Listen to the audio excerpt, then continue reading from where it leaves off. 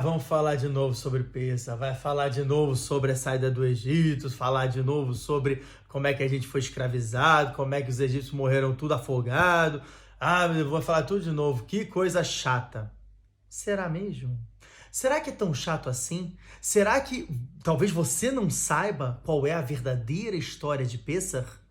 E se eu te contasse o que você estudou não tá lá tão certo, ou que é muito mais profundo do que parece? E se eu te falar que aqueles anos que você passou e ficava cantando Mani está lá em Lázaro, e toda aquela lenga-lenga, na verdade, existe uma Kedushá, uma santidade muito grande, e que, na verdade, o que você está fazendo vai te servir para o teu futuro.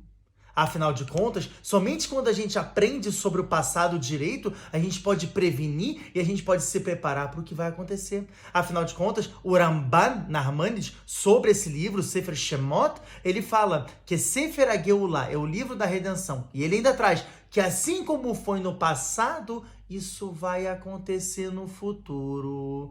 O Ramak, o Ramoshe Cordovero, que foi o professor de Kabbalah do Arizal, também fala isso no Sefer HaPliyah. Ou seja, existem várias coisas que sim a gente tem que saber e que sim são importantes para o nosso dia e para a gente já se preparar para o que está por vir. Legal? Então eu vou tentar resumir para vocês, assim, sei lá, 7, 8 minutos, depende aí da produção, sobre mais ou menos o que é Pêssar, o que foi essa escravidão e que milagres aconteceram para realmente tirar a gente dali.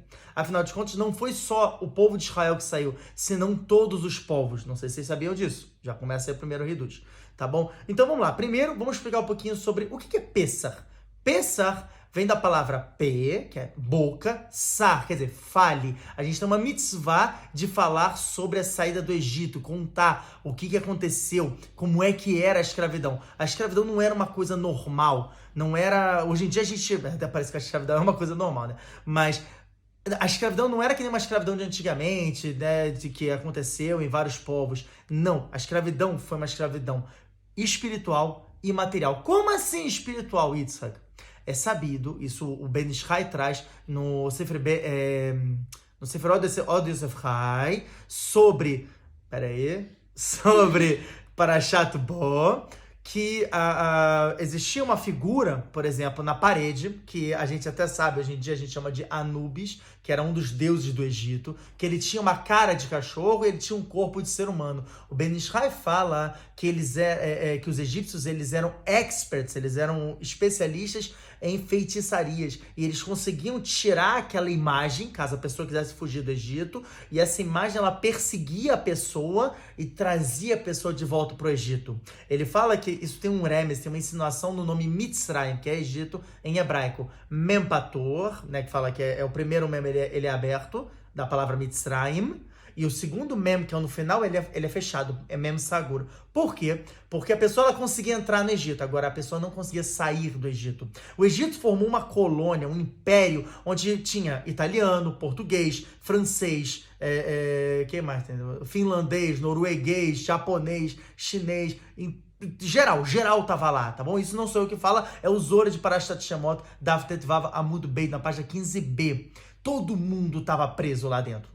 Então, a libertação de Amisrael não foi somente do povo judeu, senão que foi de todos os povos que estavam ali presos. Legal? E o que foi essa escravidão? Vamos lá, exemplos, tá? Eles mandavam a pessoa, sei lá, 3 da manhã, acorda aí!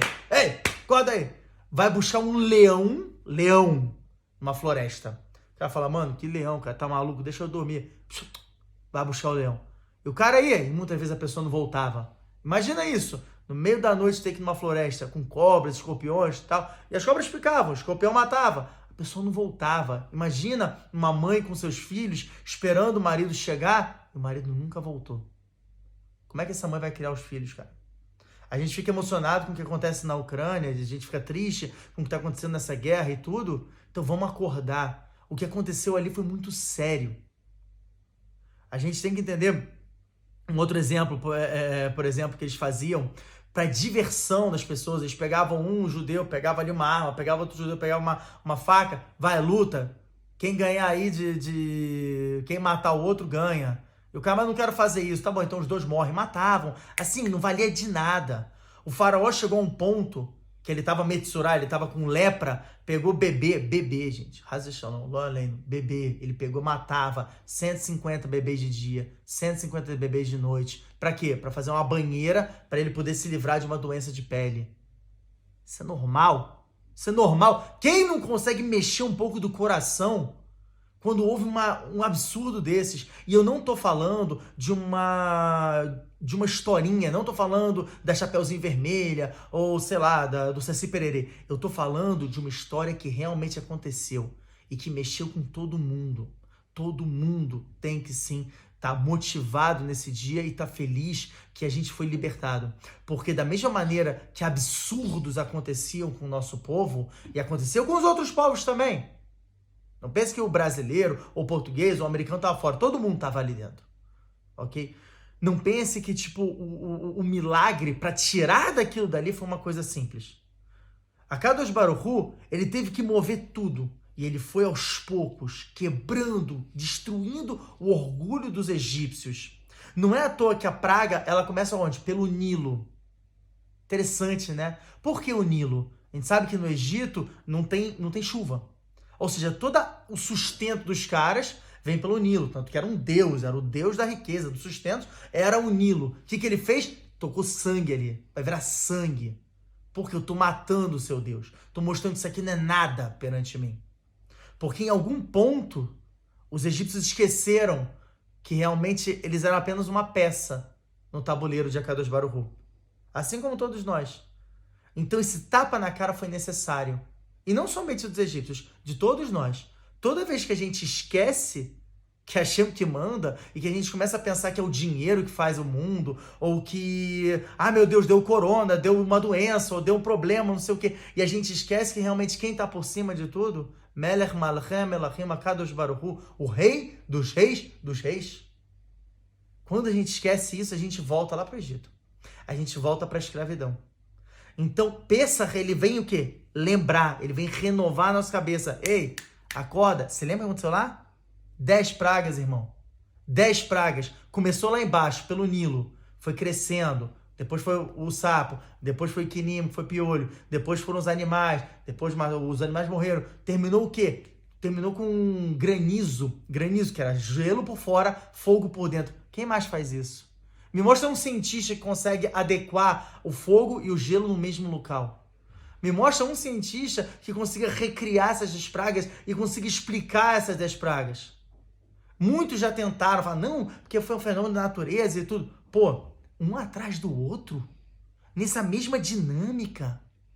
Demorava de quanto em quanto tempo? Eram 3 semanas de aviso, de mostrar bem uma semana de praga. 3 semanas de aviso, uma semana de praga. Tá escrito, o Rav Shishon Meostropoli fala isso, que 3.280, ele traz isso de uma gemátria, 3.280 anjos do Guerrinom se levantaram, saíram do Guerrinom e entraram e começaram a invadir e fazer a vida dos egípcios um inferno. Tudo isso para quê? Para quê? Para tirar não somente a gente, para tirar você do Egito. Então, quando chega essa época, não pensa, ai, que saco, ai, mais uma vez. Não, cara, acorda. Chegou a hora de acordar. Chegou a hora da gente sim comemorar e falar para os nossos filhos, falar para os nossos netos, falar para o teu amigo, falar para os teus tios, falar para todo mundo que está na mesa. Galera, olha o que aconteceu. Isso aqui não foi simples não, cara. Isso aqui não foi simples não. É necessário essa renovação. É necessário a gente entender que a gente saiu e a gente nasceu naquele dia. Então, desejo aí para vocês, Pessach Kasher Vesamer. E qualquer coisa... A gente vai continuar mais vídeos falando isso. sobre Pessach. Então, qualquer continua coisa, seguindo a saga de vídeos. Se quiserem perguntar alguma coisa, a gente está aberto, obviamente. Bota escreve aqui nos aí, comentários. tá bom? A gente vai ter o maior prazer de responder.